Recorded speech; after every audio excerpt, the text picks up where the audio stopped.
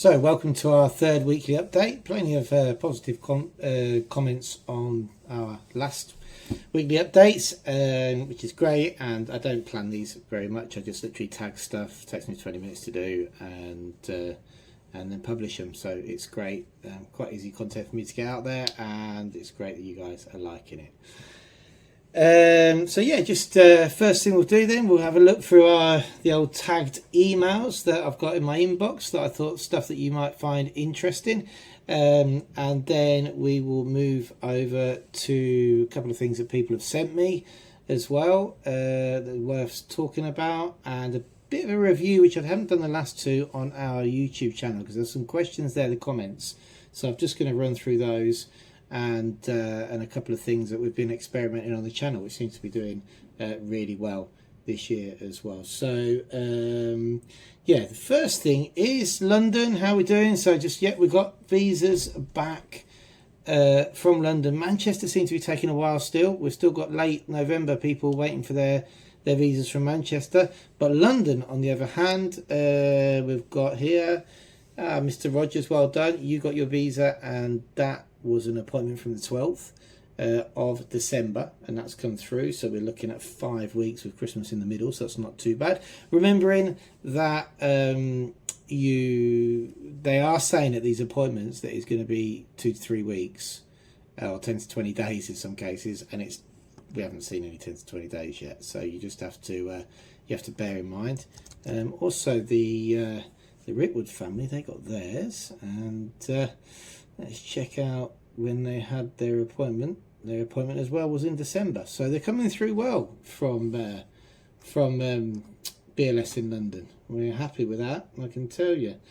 What other things we got to mention? Right, digital certs in Almeria. Almeria is an absolute pain in the Upsticks at the moment, I can tell you, because to get a fingerprint appointment to register your TIE card, you have to do it with digital certificate. Now, we've got clients who've managed to do it themselves with their own digital certificate, and in other circumstances, what we're doing is we have a platform where we can hold people's digital certificates using one of our legal representatives, and we can try to get the appointments, which is all very, very new at the moment. This has just come in. There's very few appointments. They know there's a problem there in Almeria. They've moved onto this platform where you can only get it if you've got a Clavi P and a digital certificate. So we're working with our clients to sort that out, basically. But yeah, real pain there in Almeria to get some of the way appointments. And as I say, we have got a secondary solution now to it. And plenty of people are getting their own digital certificates, which is always a good idea to get one once you're in Spain. Anyway, what else have we got here? An extremely quick renewal again through Malaga this time. In December, application went through, but it does coincide with the expiry date of the 90 days after the TIE card expired. That probably confused you. So what do I mean by that? I confused myself by saying that, so let's explain. The renewals have a 5-month window to be submitted. You have from the expiry date of the card, 60 days. Wait a minute, should we go backwards this way? I'm going to reverse this video. 60 days before and 90 days after. I'm not even going to attempt to put graphics on that. I'm still not that good on Canva. So what we find though is Malaga is that people who submit their documents really early sometimes have to wait right to the end of the 90 days after the card expiry to get their resolutions through. So they've got their applications in, like for some cases, over 4 months. We had one last year which was over 4 months. Whereas people who are submitting their applications right towards the back end of the 90 days after expiry seem to be getting them through a lot quicker. But that does leave you risking the fact that if your card has already expired, things like banks sometimes give you problems. You're travelling, you could have a problem you shouldn't do, but you never know. So having an expired card can generate its own problems if you've got an expired card without proof that it's going through. So yeah, it's still the advice is, I mean, really for Malaga, the ones that seem to come out well are the ones which are there and thereabouts the expiry date that we submit. We recently had a family of 4 over in the computer area who got theirs way before the expiry of the 90 days, which was great, and they're from Malaga, and they were very well organised. They got it in very early and it came back quite early, so that was good. You never really can tell, but they do come out. It's very, very rare that they go over those 90 days after expiry. What else have we got? Yeah, this is a crazy one from last week. Is now this year we're pushing more to get padrons. Now, when you do your visa registration appointment, or when you do your EU appointment, there's always this: do I need a padron or don't I need a padron for first time registration? And the answer is, as always, it depends. Some police stations, for the first time registration of a non-lucrative visa, if you're registering in the same province as you initially applied for at the consulate or the BLS office, won't ask for a padron. They'll just update the address as per your EX17. But that's only a couple of police stations. We've got one here in Malaga and one in Alicante, which is generally like that. But the advice across the board is, if you can get a padron, then take one to that appointment. We always try and push people to get a padron to take to their appointment, because recently we've been having problems with this. What are the problems? People who have previously had NIE numbers means they already have a registration with the National Police at an address, and when you go, the police request a padron to be able to change that address. For first time applicants, you should have the same address registered on the system, so when you go UX17 it should match, so in theory they shouldn't ask for a padron. But some police stations consider you a first-time applicant, prove where you're going to live. And we recently had this in Marbella, where some clients of ours had already had an NIE number. It was registered in a different town to the one that we had in the EX17. Luckily, they actually did have a padron. They had to go to another appointment, which was today, but we got it sorted out. So yeah.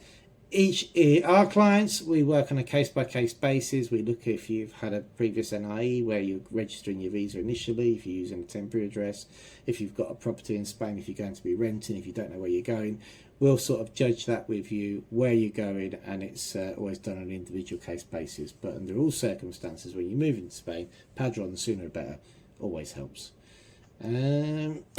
Excuse me. What else have we got here? On our oh yes, here we go. I got sent this from a this is quite funny, this one. I got sent this from a friend of mine, actually. So check this out on Facebook. I found it quite funny, because we were talking about, oh, we should be doing Spanish lessons or something. Now, I definitely shouldn't be giving Spanish lessons, because I speak Spanish fluently, but I'm not native. I still have an English accent mixed in with my crazy Andalusian accent, and you can tell when I speak most of the time that I'm definitely not a native, definitely. Whereas my son, who's bilingual, born here, brought up here, he's always now correcting my grammar and saying to me, you should say it like this and don't say it like that, basically. Talking about learning Spanish, this is a really funny photo. We saw this on Facebook. A friend of mine sent it over. Someone's gone and bought some eggs, got them home, and they were already cooked. They were boiled eggs. It sounds crazy that a supermarket would sell boiled eggs, but actually they do.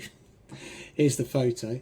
So if you see cocidos, huevos cocidos, it means they are already pre-boiled, and you will probably pay for that pre-boiling. So don't do that. I don't know how much the pre-boiled eggs compensate actually using your own electric or gas to boil your own, but just check this out. Huevos cocidos. Always take your little Google translator before you buy things, because not everything is what it seems when you're buying them. But I can understand it. So, you know, someone's just moved to Spain. It's a very genuine mistake to see that box there and think it's eggs, get home and think, oh my word, they're actually cooked. What else have we been doing? Here we are. It's a trip to Estepona. In Spanish, Estepona. Their new town hall there in Estepona. We hadn't been. We need to update our content. I still haven't published the video yet, so the video will be accompanied by an article, and they'll also have instructions there on how to book your appointments as well. We have now done that for nearly 15 town halls. Again, on our huge padron push. We all know how important a lot of the documentation is for your residency application, but this year we're really focusing on the padron. So I did all the videos I needed in the most popular areas in Alicante. A lot of them already on the channel. We're working through getting the articles up to date on those, and we're going to crack on with Malaga this year. We're really going to have a focus on Malaga, and then other areas hopefully that our clients are going to. With that in mind, I went to Estepona to meet one of our clients. Excuse me, still suffering from this. I'm absolutely 100% fine, but still got the dry cough from the flu.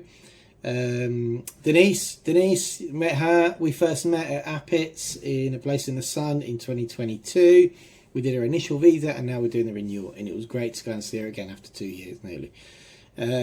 We did a bit of a padron update for her, and then we had a lovely coffee, had a chat about the renewal, and now I've got the content I need also because the Estepona Town Hall has moved.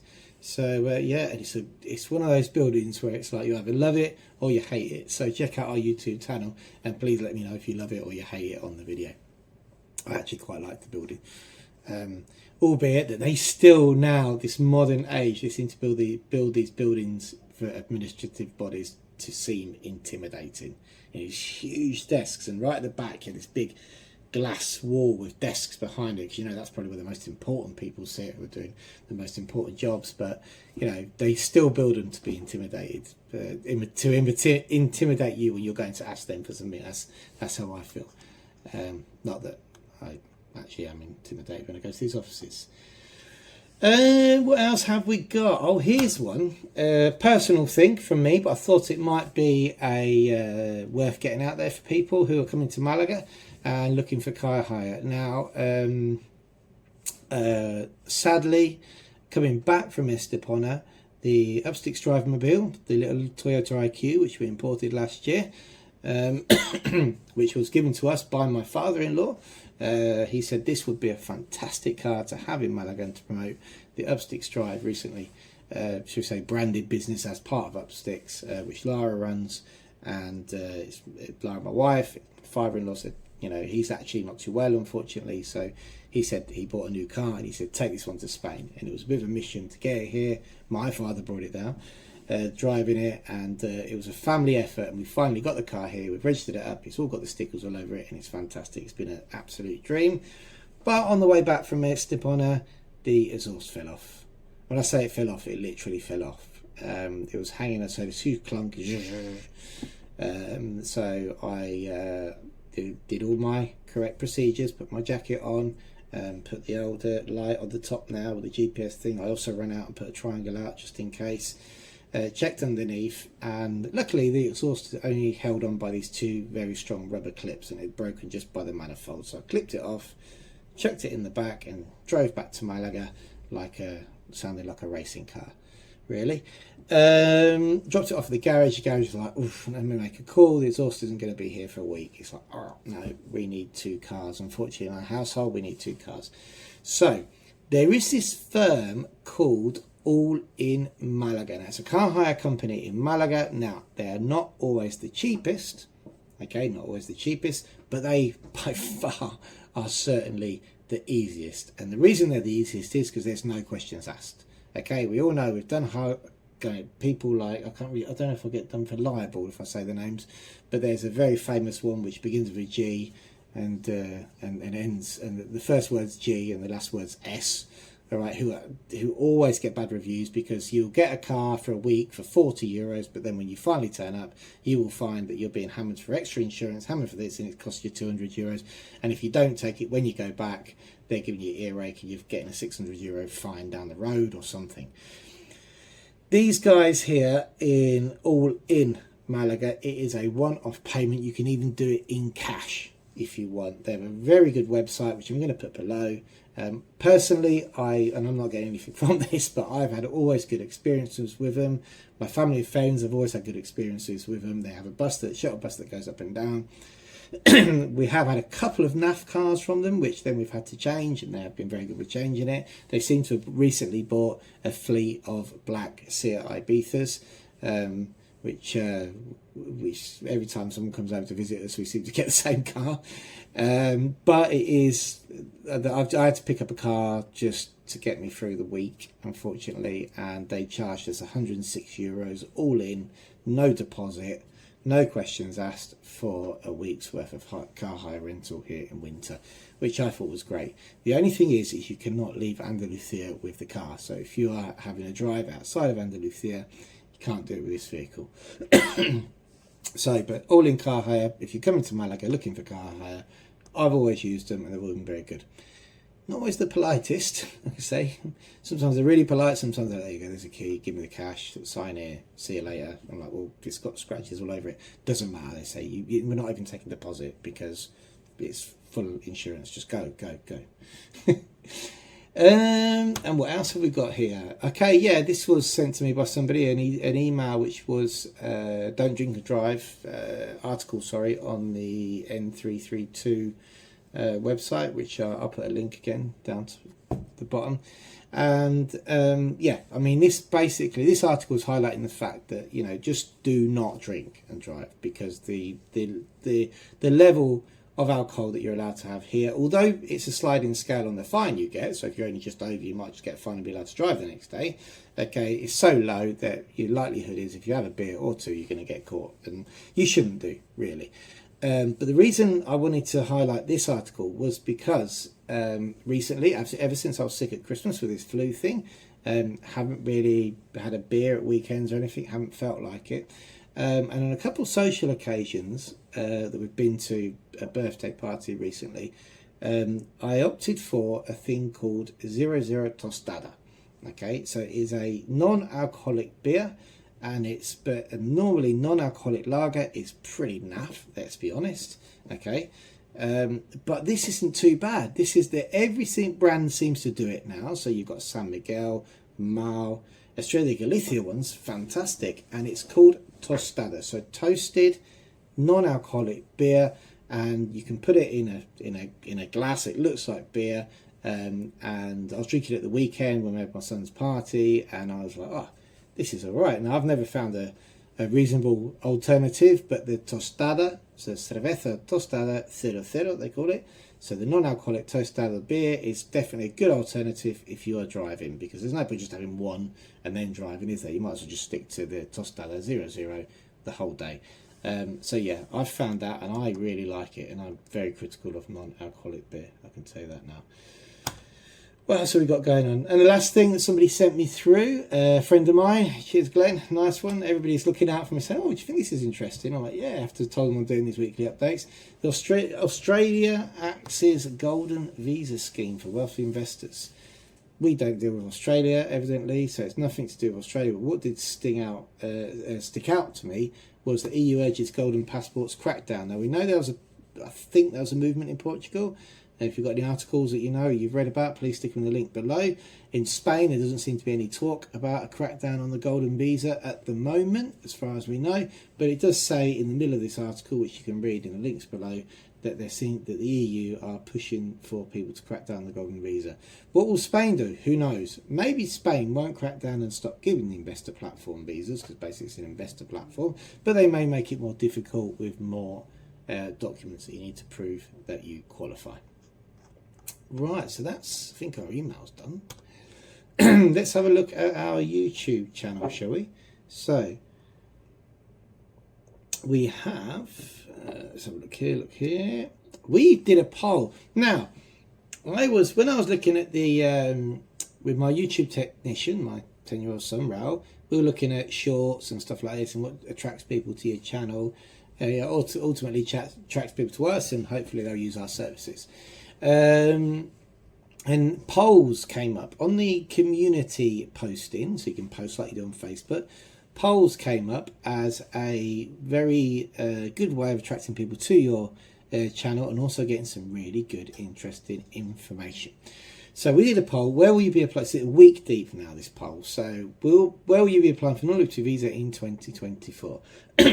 Now, we got 46 votes so far, so it's a great reaction to the poll already on our YouTube community, and we have it's 50% going to London, 30% going to Manchester, 20% going to Edinburgh. Now, Manchester and London's shocked me that there's a 20% difference, because we have a lot of people going to Manchester, but we have seen a bit more of an increase in London lately. We used to be 50-50 across the board, really. So London seems to be pushing hard for the non-lucrative visa. Manchester, I was surprised. I thought there'd be more people. Is that a reflection on the housing market as it is at the moment? Is it more difficult for people to sell properties now up north or down south? Who knows? Don't know. If you've got any thoughts on that, let me know. And Edinburgh, 20% of the votes out of 46. That shocked me as well. I thought that'd be less. So we have got this poll, and I know Scats did a poll on his Facebook. So we're going to be comparing the two this Saturday on YouTooSpain. So don't forget, we'll be on the channel. Give Scats a shout. YouTooSpain, 10 AM Spanish time this Saturday, and we'll be comparing these polls amongst other things, and quite possibly waffling on like we normally do. What else have we got here? So I've just launched the poll today. I'm going to try and do one every Monday if I remember, and it's where you're moving to in Spain. It only gave me 4 options to be allowed to ask people, so I used Andalusia, Murcia, Alicante and other. Okay, so we've got here Andalusia got 33% of the votes, Murcia 56% of the votes. 9 people already voted, by the way. Alicante doesn't have any of the votes, and other, drop a note in the comments. And so far, we're only a day into this, the comments are Torrevieja. So Robo971, who I spoke to this week and we'll be speaking to, that's actually Alicante. So you can click that into Alicante. Euskadi, so Basque Country, I believe that is in Alistair Micho 7790. That's Basque Country. So yeah, thanks for 11 votes now. It's gone up. Alicante's got 9% of the votes so far. So thanks for being involved in these. These polls are really important, and I really like them. We're going to be doing more. So if you've got any questions that you think should be asked in the polls, let us know below. That's a good idea, isn't it? And last but not least, we're going to wrap up with the comments and mentions from our channel for the last week or so. I've just put up a video about the devastation. I was up walking in the mountains and the devastating effect that the fires have. And J Matthews 9686 asked if there's any plan to regenerate the mountains. Yes, there is. I've put a link in your comment there. Vodka Dave 69 is going off to Porto Matharon. He commented on our community post. He should be there now. Have a good time there. Enjoy. Also, Sean Bruce 2425 on the same post said he'd just been there. It's a beautiful place. Can't disagree. I really liked Matharon. I have to say, Matharon and Camposol and the whole area was quite a pleasant surprise to me, because I'd heard it's very barren, very deserty, stuff like that. People were amazing. The areas were amazing, and yeah, really enjoyed going there. So, we've got a reply from Bill. I had mentioned Bill Anderson on our latest, on last week's video. Yeah, it's a very kind Chris. There's no endings, there's only new beginnings. Exciting times, a new venture with Europe Weekly News. Yeah, Bill, we're going to be following your new career very, very, very closely. As you know, Bill has a number of books published. Out a very skilled writer, so I'd imagine, it's only bringing some top skill there to Euro Weekly News. And I should really be nicking one of the articles, shouldn't I, every week to stick on. Maybe it's Bill's recommendation. Bill, let us know if you've got an article that you want us to read out on our weekly update. Stick it in the comments. What we got here could be a problem. RS1 2024 update, big video. Yeah, we do an update on them every year because they seem to be doing really well. A lot of it's repeated information, but I also just tell you what I think is going on with the S1. And yeah, I did an update the other day. I had to take my wife to the hospital for a a regular checkup, a normal checkup, but you go to the hospital for it. And I was like, I'll do the S1 video where I'm outside. I did get a couple of comments that from friends who looked at it that said that this blurring thing we've got going on in the background was too strong. I'm getting used to this new mobile phone actually I've bought, which does better videos. So on this video I've tried to lower it down slightly. Again, let me know. One of them akined it to one of those dodgy BBC interviews, you know, where people have the big fuzzy heads because they're on a laptop and they're completely fuzzied out the back. You know, we don't want any of that, do we? So I'm trying my best to make sure the video quality is better and the sound quality. And there was one of our clients here said that I mentioned on that video about having GP records and bringing them to Spain with you registered with S1. It's definitely not an official requirement. It depends on your GP. They may just flick through them if they're in English, pull out what they need. They may require them in Spanish, who knows. But check out that video because I'm not going to go into it again. But if you are coming on an S1, check out that video and what I have to say and put your comments on there. What happens if we want to use our S1 for a visa renewal? You use the Certificado de Derecho de Asistencia Sanitaria that you get once it is registered. Again, there is a link below to an article we have written about that certificate. It's just an interesting one. Emma B3330, sorry, unless she watches the channel. Hi Chris, can you assist with making an appeal as they've given me NRV for 105 days? I thought it was BLS error, but they said to appeal to the consulate directly with no explanation. Please, can you help? Well, they said to appeal to the consulate. You don't need to appeal because your visa is for 105 days. But it's actually for 90 days, but they seem to give you them for more. Okay, so they're all coming through with a 100-day validity. Remember, you have to then get into Spain within those 100 days, get an entry stamp and register your TIE card before your visa runs out. If your visa does run out, as we said in the last video, because of lack of appointments, we haven't had a problem with that as long as the entry stamp is before the expiry of the visa, but it's always best to try and get it in before it runs out. Emma says, I explained that. Oh my God, what a relief. And I believe she's been in contact today for us to help with stage 2. What else have we got? Jamie there, very informative video. Thank you, Chris. Thank you. From us, our padron Algorfa, which I recorded in November and only just published.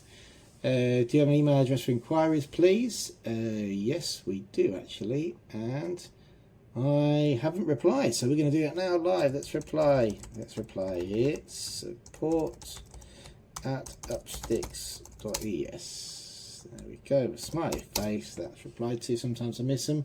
I generally do this in the evenings. What else we've got here? We've got, hi Chris, me and my wife. This is NevG 2067. Hi Chris, me and my wife, coming to the end of our first year on YouTube visa. We'll be applying for the next 2 years and wonder if you could help us do it. Please, do you have a website or personal details to contact you on? And I've directed them to our website, which you can get here, or to the support email. And we've got a lovely quote, comment from Jono P. Green. 5 days ago, we received our fine for our old. This is on my how to pay a speeding fine with a digital certificate. Check it out on the channel if you without a digital certificate. Sorry, if you haven't got a digital certificate and get a speeding fine. This video went off a bit. It's really, people have been using it, and they basically Jono P. Green just thanked me and said it was amazing. He managed to do it. So yeah, brilliant. That's it. Thanks. We're on half an hour now, so thanks for watching the weekly update. We will have another one next week. We've got more videos coming out this week, and we've also got, we will be recording our podcast with Scats tomorrow, and that'll be going out at the end of the month. We have already recorded 2 more, so we've got for March, we've got Antonio Lizana de Gestor coming on. He's already done his podcast that'll be published in March, and that's all about who is a gestor, what is a gestor, what do they do. It's a great video just to put that into context. And we've got some more very exciting guests coming up. I'm only doing once a month because I don't want too much pressure on doing it, but yeah, very exciting. Okay then guys, thanks for watching. If you find this useful, please subscribe to the channel, hit the bell, hit the like, comment on other things that you might like to see on the channel, and hopefully we can help some point in the future. Cheers. Thanks for watching.